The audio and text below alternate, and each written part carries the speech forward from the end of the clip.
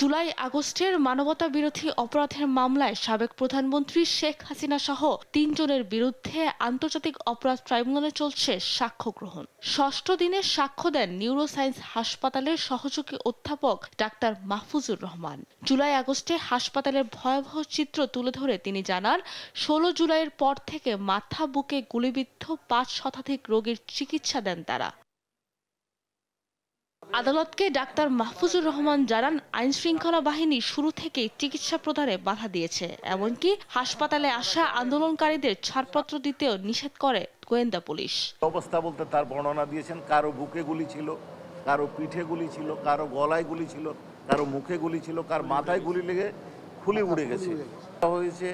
সেই বর্ণনাটা উনি দিয়েছেন। রোগী ভর্তি করতে নিষেধ করা হয়েছে এবং তৎকালীন পুলিশের ডিবি শাখা থেকে তাদেরকে এটা বলা হয়েছে।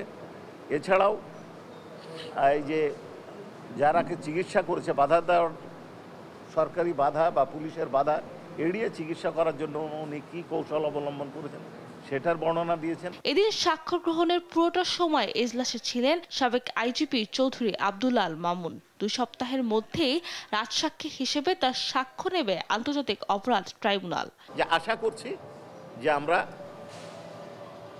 সামনে 2-1 সপ্তাহের মধ্যে নিতে পারব। সামনে 2-1 সপ্তাহ, যদি পরের সপ্তাহে যাই।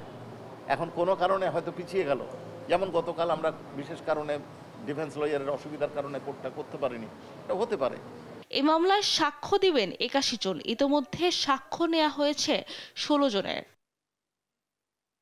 সাবরিনা মজুমদার, দেশ টিভি, ঢাকা।